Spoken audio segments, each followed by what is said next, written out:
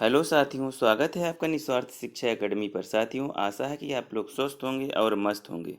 अपने होने वाले सीटेट के एग्ज़ाम की तैयारी में लगे होंगे। साथियों, उसी से रिलेटेड मैं आज ईबीएस अर्थात पर्यावरण अध्ययन के class 3 chapter number 6 NCERT book से फूड से रिलेटेड चैप्टर जिस जिसका नाम है खाना अपना अपना से संबंधित थ्योरी लेकर आया हूँ, जो आपके एग्ज़ाम में वेरी वेरी इम्पॉर्टेंट है साथियों, क्योंकि इससे आपके पिछले सभी सीटेट के एग्ज़ाम के प्रीवियस ईयर दिख आप उठाएंगे तो उसमें देखेंगे कि भोजन अर्थात फूड से रिलेटेड आपको 2 से 3 प्रश्न अवश्य देखने को मिलेंगे।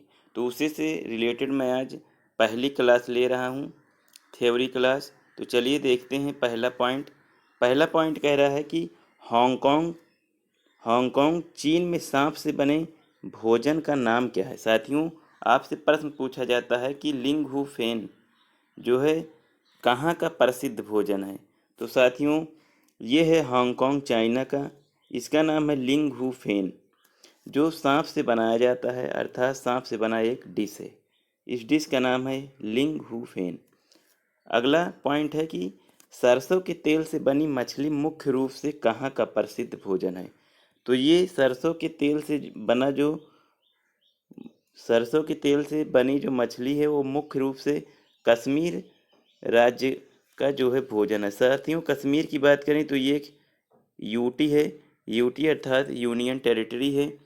तो हमसे प्रश्न पूछा है साथियों, प्रश्न में कभी कभी मिलान करने के लिए आता है। एक तरफ भोजन दे दिया जाता है और दूसरी तरफ उस भोजन से संबंधित स्थान दिया जाता है, उससे हमें मिलान कर दिया जाता है। तो अगर ये टॉपिक आप पढ़े रहेंगे तो आसानी से आप उसको कर सकेंगे। चलिए, नेक्स्ट पॉइंट क्या है। नेक्स्ट पॉइंट है कि नारियल के तेल। साथियों, नारियल के तेल में बनी मछली कहाँ पसंद की जाती है। तो साथियों, नारियल से बनी तेल की मछली जो है हमारे गोवा राज्य में प्रसिद्ध है। साथियों, आपको बताना है कि गोवा राज्य भारत के किस दिशा में गोवा जो है भारत के किस दिशा में स्थित है। तो यहाँ पे आपको प्रश्न कमेंट बॉक्स में छापना है। चलिए देखते हैं नेक्स्ट पॉइंट है कि केरल में कौन सा भोजन प्रसिद्ध है। साथियों, केरल में जो भोजन प्रसिद्ध है, केरल की बात करें तो केरल में जो है करी में उबला हुआ टाइपियोका की बात करें, ये ज़मीन में पाया जाता है। तो वहाँ पे नारियल के तेल में या उबला हुआ टाइपियोका जो है खाया जाता है। तो हमसे प्रश्न पूछता है कि केरल में कौन सा भोजन प्रसिद्ध है, तो वहाँ पे उबला हुआ टाइपियोका जो है पसंद किया जाता है। नेक्स्ट पॉइंट है कि दाल बाटी चूरमा जो है मुझे बहुत पसंद है, मैं किस राज्य से हूँ। साथियों, ये पूछ रहा है कि ऐसे प्रश्न आपको सीटेट में ये दिया जाता है कि जैसे यहाँ पे पॉइंट दिया गया है कि दाल बाटी और चूरमा मुझे बहुत पसंद है, मैं किस राज्य से हूँ। तो यहाँ पे दाल बाटी चूरमा जो प्रसिद्ध भोजन है ये है राजस्थान राज्य का। तो यहाँ पे राइट जो हो जाएगा, यहाँ पे दिया हुआ है, हमने प्रश्न बनाया है अपने जो है एनसीईआरटी बुक से। मैंने छांट छांट कर प्रश्न बनाया है, इसी से मैंने पढ़ा था साथियों, और मैंने जो है सीटेट क्वालिफाइड किया था। तो यहाँ पे राजस्थान हो जाएगा। फिर कह रहा है कि नेक्स्ट पॉइंट कह रहा है कि लिट्टी चोखा कहाँ का प्रसिद्ध भोजन है। साथियों, लिट्टी चोखा जो प्रसिद्ध भोजन है वो हमारे बिहार राज्य का है। बिहार राज्य से संबंधित है लिट्टी चोखा। तो साथियों, ये रहे खान पान से संबंधित। अधिकतर आपको बता दें कि यही सबसे इम्पोर्टेंट वर्ड्स हैं, क्योंकि इतने ही जितना पॉइंट मैं यहाँ पे आपको पढ़ा रहा हूँ, आपको बता रहा हूँ, यही पॉइंट से आपको प्रश्न वहाँ सीटेट में अवश्य देखने को मिलते हैं। उसके बाद फिर बात करते हैं खाद्य पदार्थों का संरक्षण, या हम अपने खाद्य पदार्थों को ताज़ा कैसे रख सकते हैं। तो चलिए देखते हैं साथियों। पहले हमारा जो पहला पॉइंट है दूध है। दूध को कैसे हम ताज़ा रख सकते हैं। तो दूध को ताज़ा रखने के लिए इसे हमें उबालना पड़ेगा।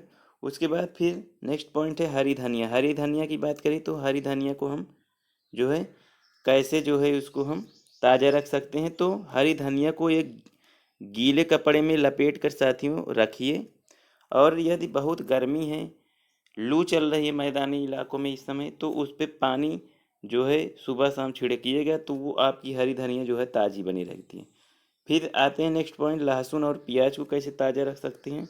तो इसे हम खुले स्थान पर, खुली जगह पर और खुले स्थान पर जहाँ हवा जो है आती रहे, लेकिन ऐसी हवा जो है वहाँ पे लू हवा ना आए, नहीं तो वो सड़ने लगती है। तो उसे खुली स्थान पे रखना है, ज़्यादा गर्म स्थान पे नहीं रखना है।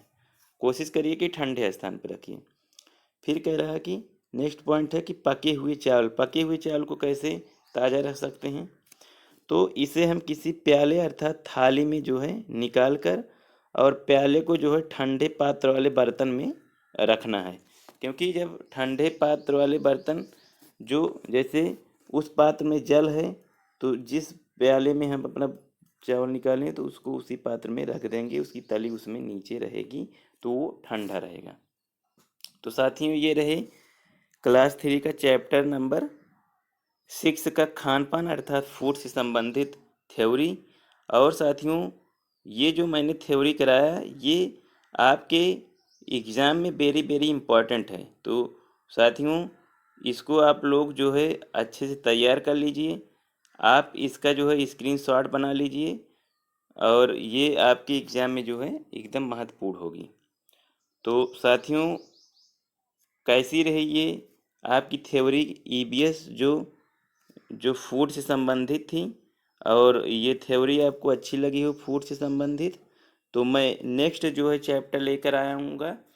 तो बहुत सारे चैप्टर करवाऊँगा थोड़ा थोड़ा करके, जिससे आपको जो है आपकी जो बेसिक है, आपकी बेसिक जो है यहाँ पे स्ट्रांग होंगी और आप सीटेट ईबीएस में अच्छा स्कोर जो है कर पाएंगे। लगभग आप जो है यहाँ 25 से 28 नंबर का स्कोर मैं आपकी तैयारी करवा दूंगा। तो साथियों सीरीज आपको जो है अच्छी लगी हो तो लाइक अवश्य कीजिएगा और अपने दोस्तों में शेयर कीजिएगा जो इस सीटेट की तैयारी कर रहे होंगे। और साथियों चैनल पे नए हों तो चैनल को सब्सक्राइब कीजिएगा, जिससे आपको नोटिफिकेशन मिलता रहे। और मैं डेली जो है एक चैप्टर जो है करवाता रहूँगा। तो बस साथियों इतना ही था। थैंक यू साथियों, जय हिंद।